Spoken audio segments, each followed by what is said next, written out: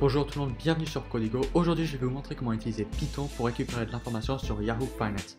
Ici, on a la page Microsoft de Yahoo Finance et je vais vous montrer comment récupérer toute l'information comme le prix de l'action, le market cap, etc.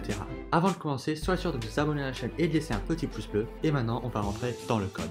Alors, nous voici dans le terminal et avant de commencer, il faut installer le module Yahoo Finance. Alors, pour faire ça, il faut faire pip3 install yfinance. Voilà, et maintenant vous attendez et ça va vous installer Yahoo Finance. Alors maintenant, nous voici dans un nouveau fichier Python. La première chose qu'il faut faire, c'est importer le module qu'on vient juste de télécharger. On va faire import yfinance as yf. C'est juste pour simplifier, comme ça on a juste besoin d'écrire yf. La première chose qu'on va faire, c'est on va aller chercher l'action. Alors on va faire Microsoft égale yf.ticker et après entre parenthèses le nom de l'action. Alors pour Microsoft c'est MSFD. Alors maintenant qu'on a l'action, on peut commencer à aller chercher ces informations. Alors on va faire print information et on va imprimer juste en dessous microsoft.info et on va voir ce que ça nous donne. Alors nous voici, on a de l'information et maintenant on attend un petit peu. Et comme vous voyez, on a un dictionnaire. Et ce dictionnaire a toute l'information de la première page de Microsoft. Et alors là, c'est un peu compliqué à lire. Alors ce qu'on va faire, c'est qu'on va retourner sur le code. Et on va faire import JSON. Et après, au lieu d'imprimer Microsoft.info, on va faire json.dumps, entre parenthèses, Microsoft.info, indent égale 1. Et maintenant, si on fait tourner notre programme, on a information et on a l'information un peu mieux présentée. Par exemple, si on veut le dividende, on voit que c'est 2.48. Et là, on peut voir toutes les informations en format de liste, ce qui est un peu plus facile à lire que le gros bloc qu'on avait avant. Et alors là, maintenant, si on veut récupérer de l'information plus spécifique, par exemple, imaginons on veut le secteur, par exemple technologie, on peut faire microsoft.info, entre parenthèses, secteur. Si on fait tourner notre code, comme vous voyez, on a bien technologie. Et avec ça, on peut récupérer toutes les informations de notre dictionnaire pour utiliser celles qu'on veut. Alors voilà, maintenant qu'on sait comment récupérer l'information basique de l'action, on va passer au dividende. Alors on va faire print dividende et tout ce qu'on a besoin de faire, c'est microsoft.dividends.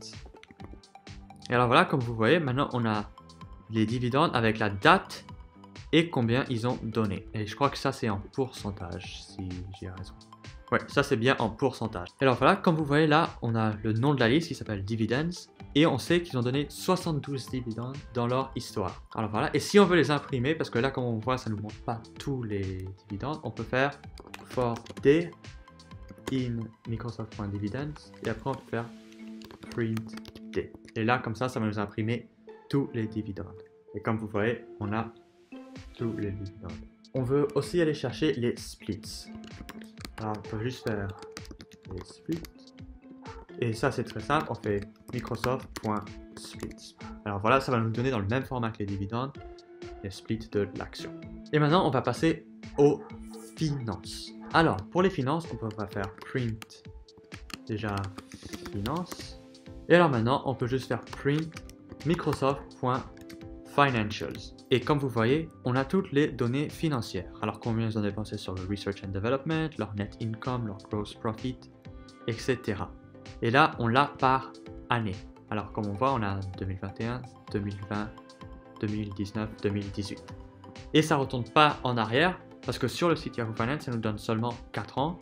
Et alors là, comme ça va chercher directement sur le site, on a seulement 4 ans. Si on veut plus d'informations, il faudra aller les chercher nous-mêmes. Après, une autre chose qu'on peut faire, c'est on peut faire quarterly au début, et comme ça nous donne l'information par quarter.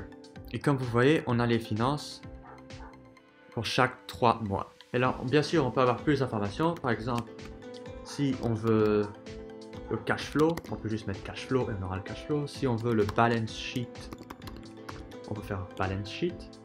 Et si on veut les earnings, on peut faire Microsoft.earnings. Alors voilà, très simple. Alors comme vous voyez là, on a les earnings par an avec le revenue et les earnings. Après, on a le balance sheet avec tout ce qu'ils ont, la dette, les receivables, les short-term investments, etc. Et après, bien sûr, on a aussi le cash flow. Et là, voilà, on arrive à récupérer toutes les données très facilement. Alors maintenant, on va passer sur l'information des propriétaires, alors ceux qui détiennent les actions. Alors, on va faire print Microsoft.majorholders et on va aussi faire print Microsoft.institutionalholders. Et je vais faire tourner le code et vous allez voir ce que c'est.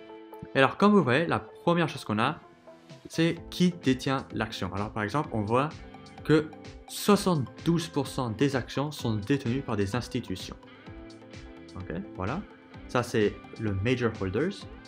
Et après, la deuxième liste, c'est la liste des institutions qui détiennent l'action. Par exemple, on voit que ceux qui détiennent le plus d'actions, c'est Vanguard Group, avec ce nombre d'actions qui est un très grand nombre. Après, on a BlackRock, etc. Alors voilà ce que c'est Institutional Holders. Après, une autre chose qu'on peut aller faire, c'est on peut aller récupérer les recommandations des analystes. Alors on peut faire Microsoft.recommendations. Et si on imprime ça, et là, comme vous voyez, on peut voir la date, quelle institution a mis la recherche et qu'est-ce qu'ils pensent. Alors par exemple, cela, Argus Research, sur cette date-là, ils pensaient que Microsoft, c'était un achat, alors qu'il fallait acheter l'action.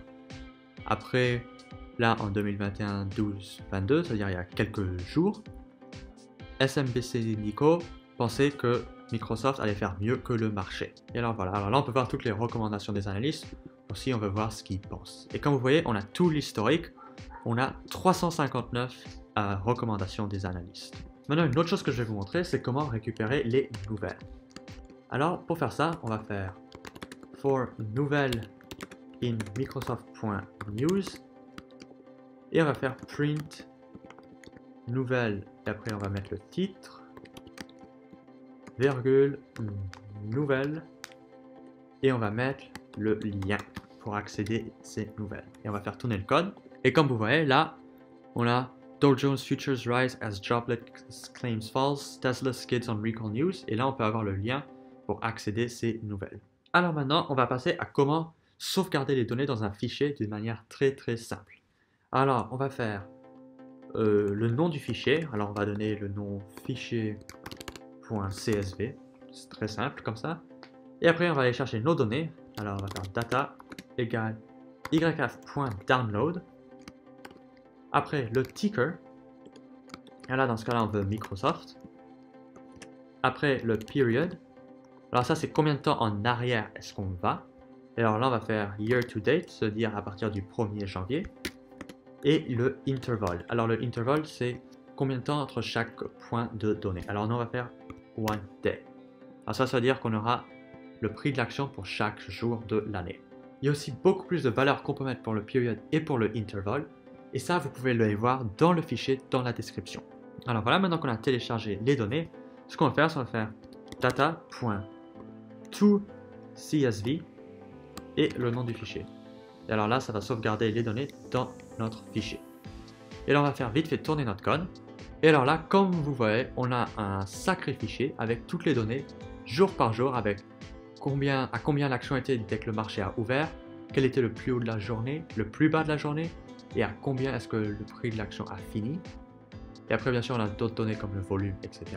Et après, on a ça pour chaque jour. Et bien sûr, on peut ajuster les données. Par exemple, on peut mettre à partir d'une date jusqu'à une certaine date, etc. Comme ça, on peut avoir les données qu'on veut et faire les analyses qu'on a envie. Et alors voilà, c'était tout pour cette vidéo. Si vous avez aimé, n'oubliez pas de laisser un petit pouce bleu et de vous abonner à la chaîne. Bien sûr, le code sera dans la description et il sera beaucoup mieux écrit. Et aussi, si vous avez des commentaires ou des questions, laissez-les en bas et je répondrai à tous les commentaires. Et bien sûr, je vous verrai dans la prochaine vidéo Codigo. Merci et à la prochaine.